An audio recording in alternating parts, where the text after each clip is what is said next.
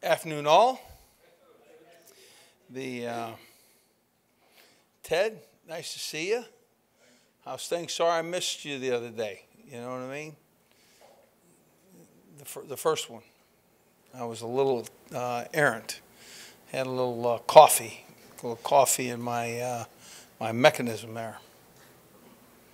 Anyways, I was moving slowly. So the it's interesting. You worry about your team when you don't play a game because they work so hard. They're so committed, and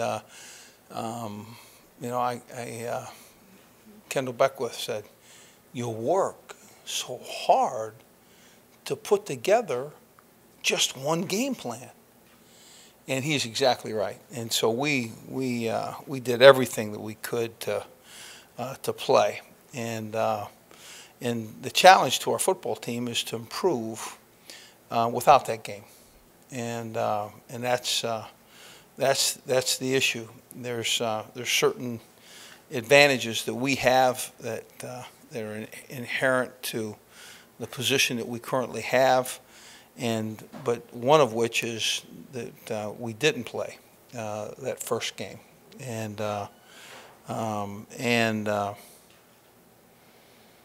things that I did during the break, I did football.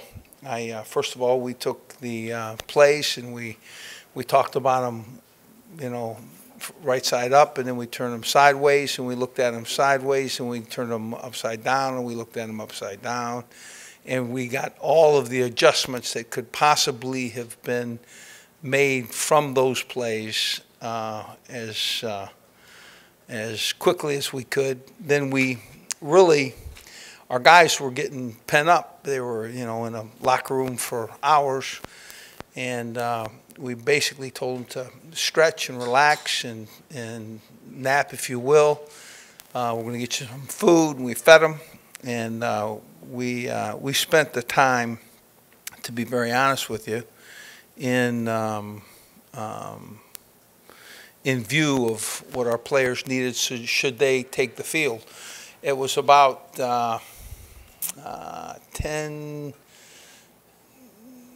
9:45, 10 o'clock, and I said, "Hey, listen," to the leaders of my team.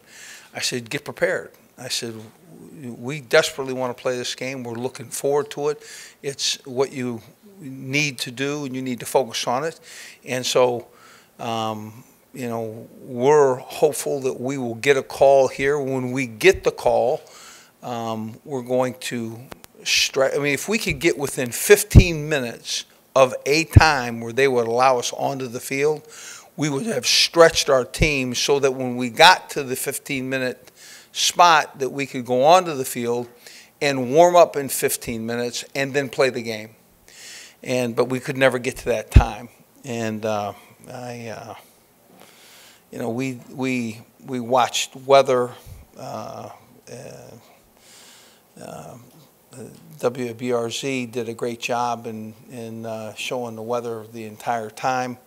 I don't know where Cobble is, but he should take a bow. Thank you. We took every kind of forecast that could be given, and it was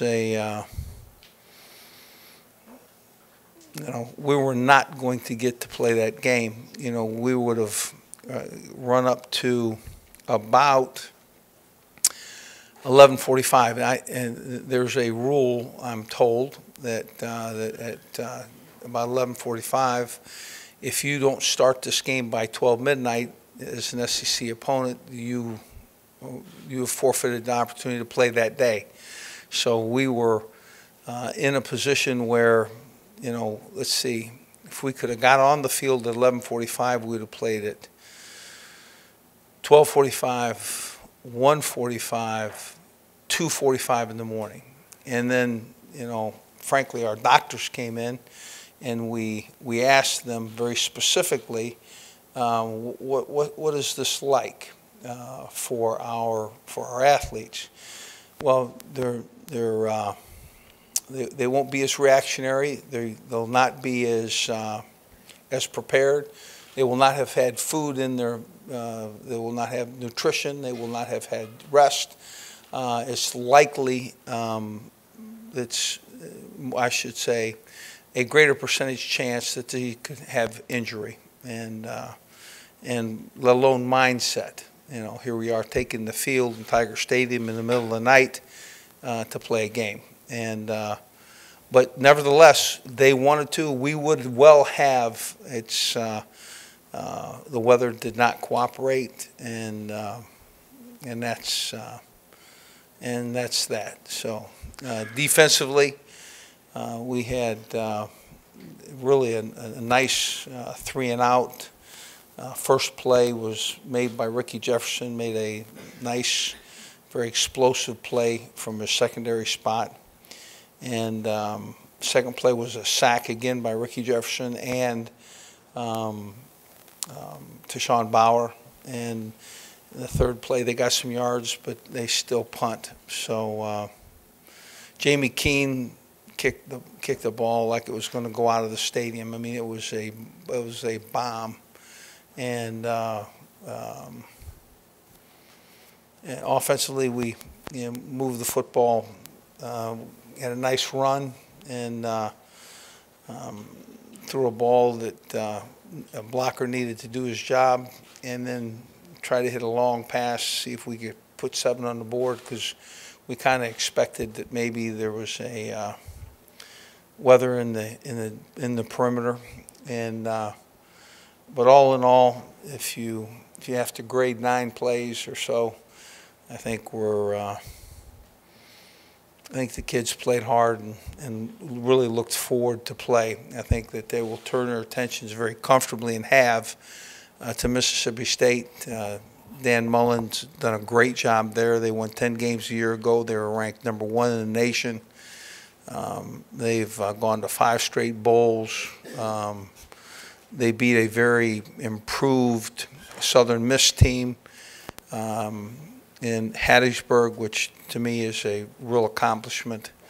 And offensively, their offense revolves around Dak Prescott. He's in the season opener, he had 268 yards passing, 2 touchdowns, rushed for 105 yards, and a score. He's as good a college quarterback as there is, and his averaged 400. Their offense has averaged 478 yards per game for the last 21 games with Dak Prescott as the starter. So he has helped on offense by running back Brandon Holloway. He also had a 100-yard kickoff return in the opening kick at Hattiesburg. He also rushed for 51 yards. And he's also in the backfield with a big back, Ashton Shumpert. So they have very good wide receivers led by DeRunya Wilson and a talented guy. So their defense is big and strong and fast to the ball. They held Southern Miss to 102 yards rushing, intercepted 2 passes, had 3 sacks, limited Southern Miss to 4 of 17 on 3rd downs. New defensive coordinator Manny Diaz is a very talented coach and a guy that's been around, understands major college football and how to defend it. Overall, we're looking forward to playing and getting the season opener completed, and with a kickoff at 8:15. Our guys like night games, and we will look forward to playing in Starkville, Mississippi. So, questions?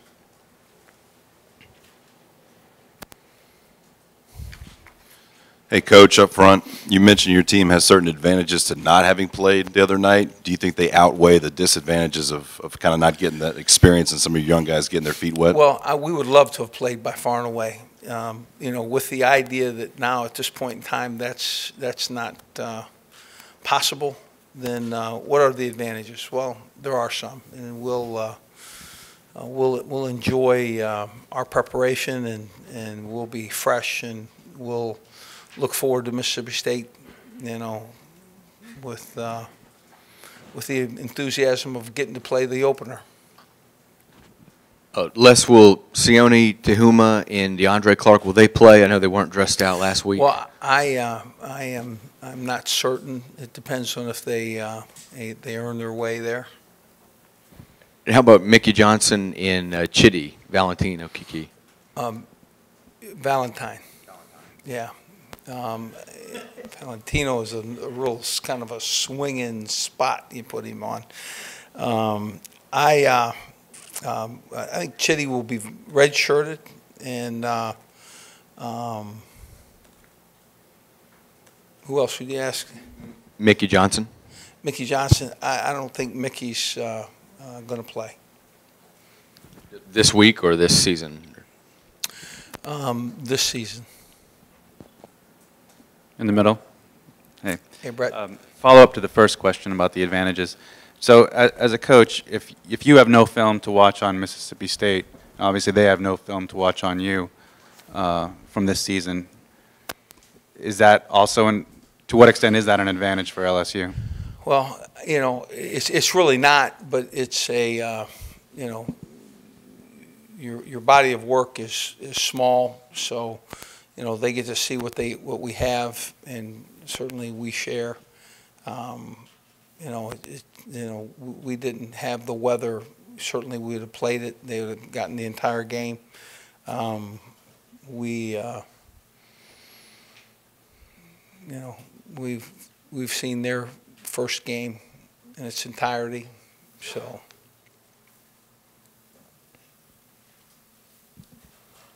Here on the left, what's Brandon's mentality, or as he prepared for his first start, then it doesn't happen, and now he goes on the road? Oh, that was miserable for him. He was one of the guys who didn't take his shoulder pads off the whole time. He just really wanted to play, and you could see the disappointment in his face, and obviously it was gone Monday, but he's going to play, and he's going to play well, and he just needs to relax and look forward to playing with a very talented team. Coach, same table. As you game plan for a mobile quarterback for your first couple of games, do you find that Kevin Steele has brought new ideas to the table and how to combat that? Yeah, he has a very quality, both he and Ed Ogeron have a very quality view of a mobile quarterback and kind of how to operate. I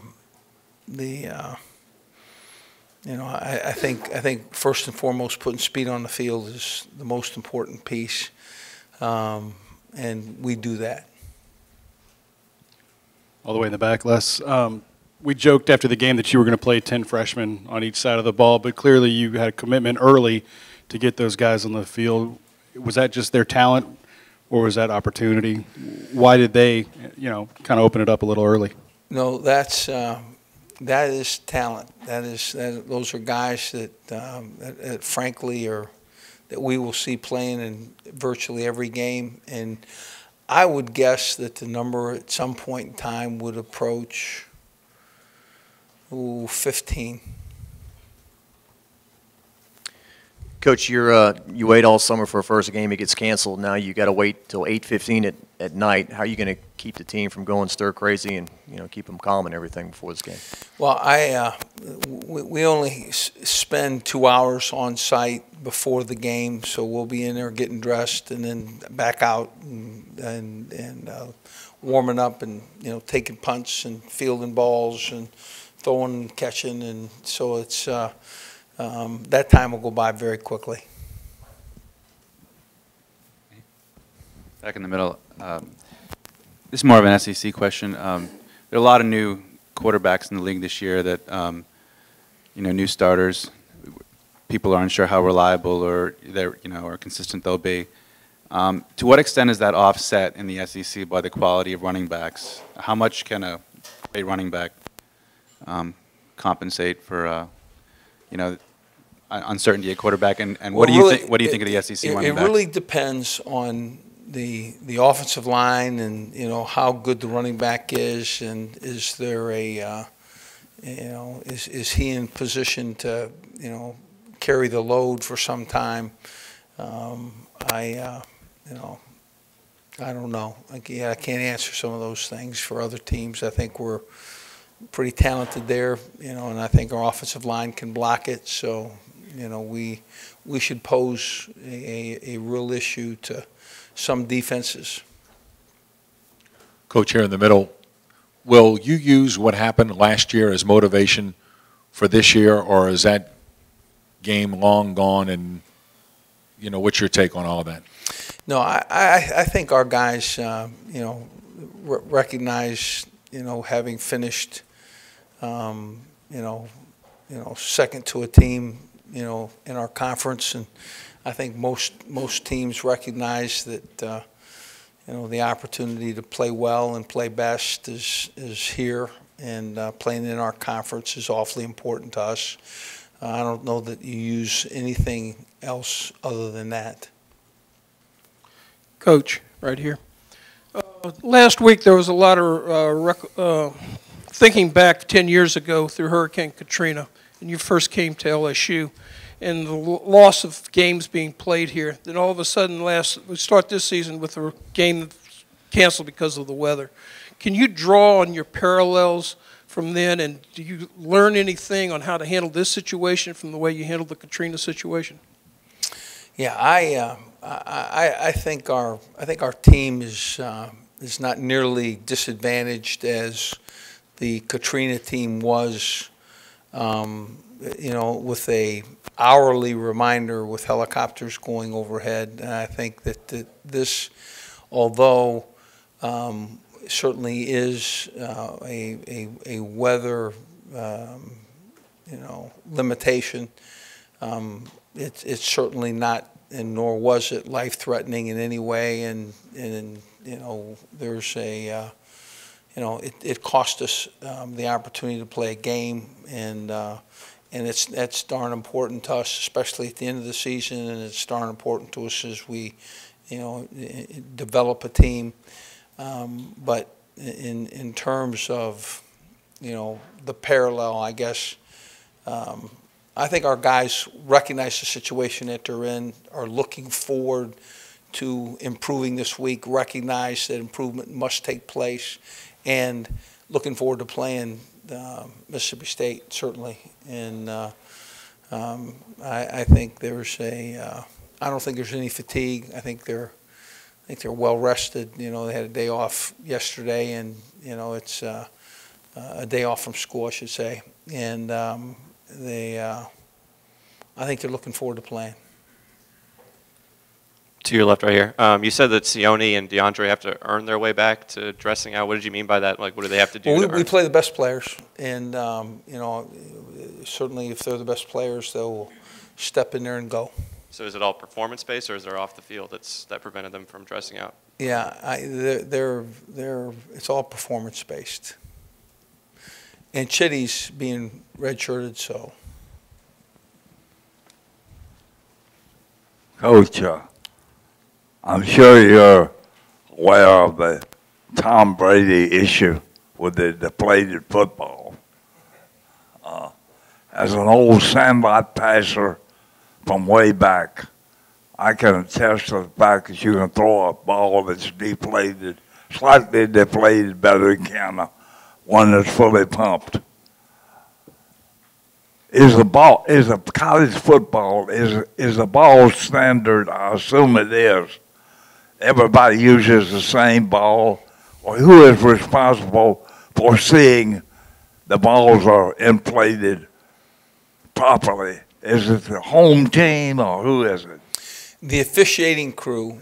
We bring 12 balls or thereabouts to the officials, and they check it, and it's got to be between 12.5 and 13.5. So, and it's an amazing thing, in my opinion, how a couple of pounds difference, that makes that ball feel. Like you're saying, if you deflate it significantly, man, that ball feels, you have great comfort with the throw. So, good thing about Brandon Harris, he's got big hands, and he swallows that ball up and he throws it well. Here in the back, Coach, for Dak Prescott, facing him last year and the last couple of years, what makes him so unique? And as big as he is, when he gets full steam ahead, what are the challenges of trying to take him down? Well, he's a big, strong guy, and he really has nice command of the offense. You know, does the things that offense asks him to do, and you know, his you know, he really is as big as he is. He's, you know, he gets in the right hole. He makes a nice cut. So.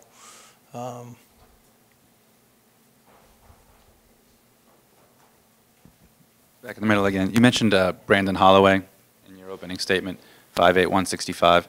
Does he do things particularly well that help him overcome any inherent disadvantage in his stature? And do you, based on what you've seen, expect that you'll have to prepare for him as a more regular role than he's had in the past? Yeah, I would guess that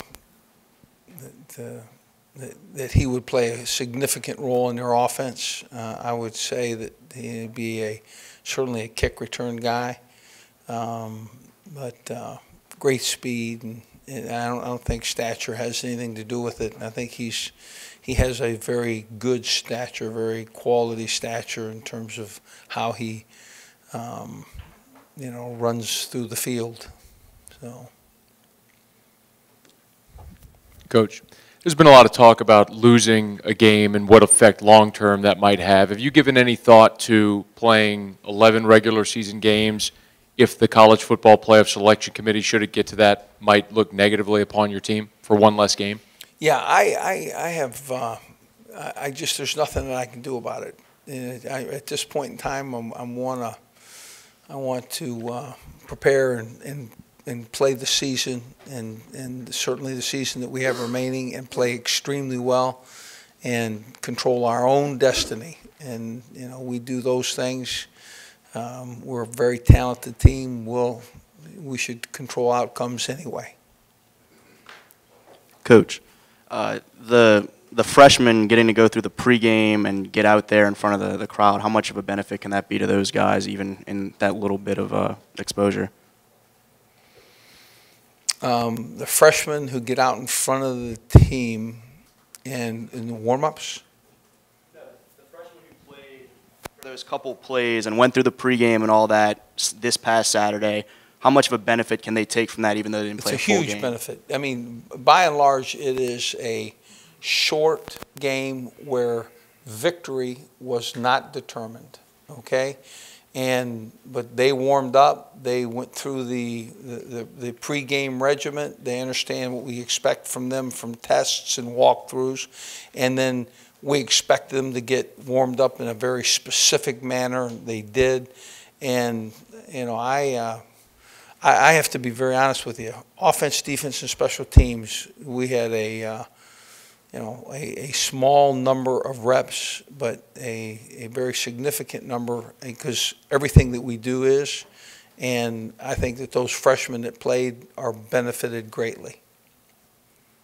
Hey, State had the most yards that LSU's given up since you've been here last year, and the year before Dak went over 100 yards rushing. What have you guys not been able to accomplish against them that you need to do on Saturday to win that game? Well, there was a scramble touchdown that frankly, we should well have covered. But Dak's pretty talented too. You know, he's a guy that makes plays and gets up in the seam, and he doesn't go down unless you tackle him. And I think the key piece to what we're going to try to do this week and is prepare to tackle him.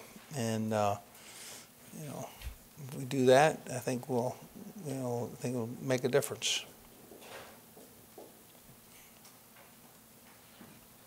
Hey, Coach, up front, now that we got to see kind of what that starting defense looked like with Kevin Tolliver on a corner, Dwayne Thomas at nickel, can you tell us about that competition during fall camp and maybe where Ed Paris falls in? Well, again, I think we're a very talented group in the secondary.